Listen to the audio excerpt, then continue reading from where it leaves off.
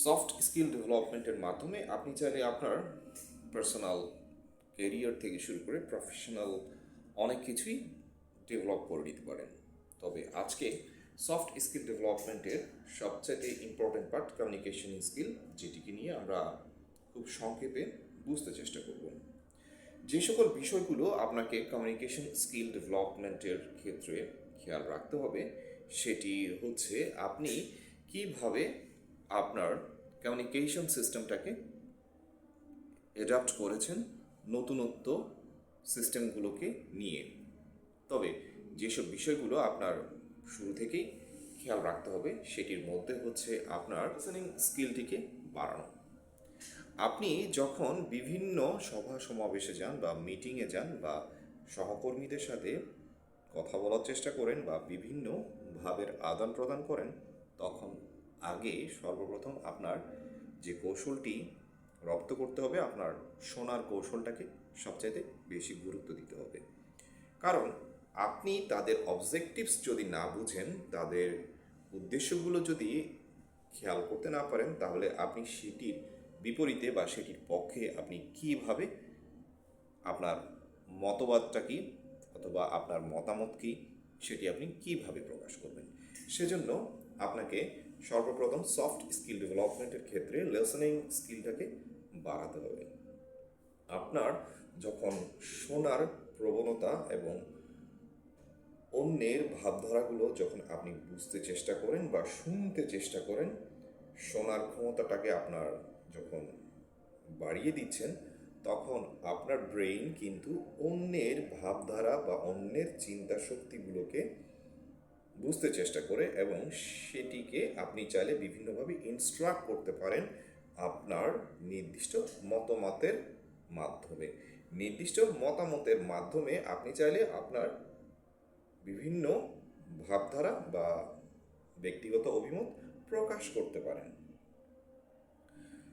যখন আপনি আপনার লিসেনিং স্কিলটাকে বাড়িয়ে দিয়েছেন, তখন অবশ্যই আপনার এবার চিন্তা করতে হবে গঠনমূলকভাবে বিভিন্ন বিষয় নিয়ে আলোচনা করা, যেখানে আপনি দীর্ঘ সময় না নিয়ে খুব সংক্ষেপে অল্প সময়ে টু দ্য পয়েন্টে মানুষকে বুঝাতে পারেন যে কোন বিষয়টিতে কিভাবে তাকে ডেভেলপ করতে হতে পারে, অথবা কোন বিষয়টি আসলে সে জানতে চাচ্ছে বা কোন বিষয়টি আপনার কাছ থেকে সে মতামত গ্রহণ করতে চাচ্ছে, সেই বিষয়টি টু দ্য পয়েন্টে তাকে জানিয়ে দেওয়া।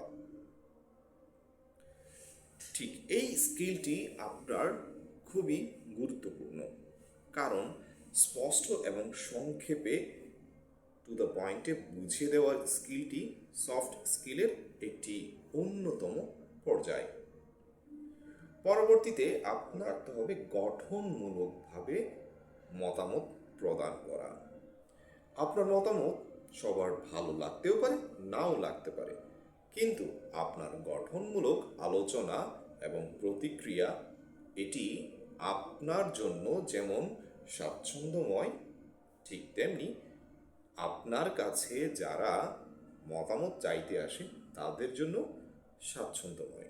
তাই আপনি অবশ্যই এই স্কিলটি ডেভেলপ করে নেবেন, যেটি আপনার ব্যক্তিত্ব বিকাশে স্বচ্ছতা এবং স্বকীয়তা প্রকাশ করে। পরবর্তীতে আপনার বডি ল্যাঙ্গুয়েজ থেকে শুরু করে আপনার ভার্বাল কমিউনিকেশনের কিছু দক্ষতা বা নন ভার্বাল কমিউনিকেশনের দক্ষতা আপনাকে রপ্ত করতে হবে। যেমন আপনি সোশ্যালি কোনো কাজে যখন এঙ্গেজ হন, তখন অবশ্যই আপনার কমিউনিকেশন স্কিলের সাথে সাথে আপনার বডি ল্যাঙ্গুয়েজ, আপনার সোশ্যাল অ্যাকসেপশন বা সোশ্যাল অডিয়েন্সকে কীভাবে আপনি অ্যাকসেপ্ট করছেন সেটি আপনার বডি ল্যাঙ্গুয়েজের উপর নির্ভর করে থাকে। কর্পোরেট সেক্টর থেকে শুরু করে প্রফেশনাল সেক্টর, সব জায়গায় নন ভার্বাল কমিউনিকেশন বিহেভিয়রটিকে গুরুত্ব দিয়ে থাকে। মূলত এটি আপনার সোশ্যাল কমিউনিকেশন থেকে শুরু করে কর্পোরেট বিহেভিয়রকে বুঝিয়ে দেয় এবং তারা আপনার চলা এবং বাচনভঙ্গি দুটোকে সমন্বয় করে আপনাকে নতুনভাবে চিনতে চেষ্টা করে।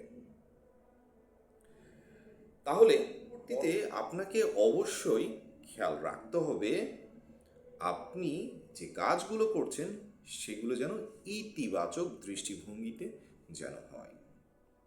কারণ আপনার কাছ থেকে আপনার অডিয়েন্স, আপনার প্রফেশনাল নেটওয়ার্ক বা আপনার সোশ্যাল কমিউনিটি খুব সুন্দর কিছু আশা করে।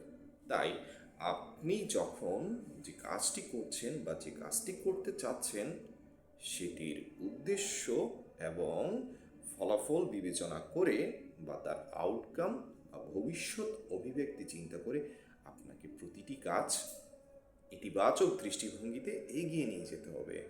মূলত এইসব বিষয়গুলো আপনার কমিউনিকেশন স্কিলকে ডেভেলপ করে। আশা করি খুব সুন্দর করে বুঝতে চেষ্টা করেছেন। ভালো লাগলে আমার সাথেই থাকুন। ধন্যবাদ সবাইকে।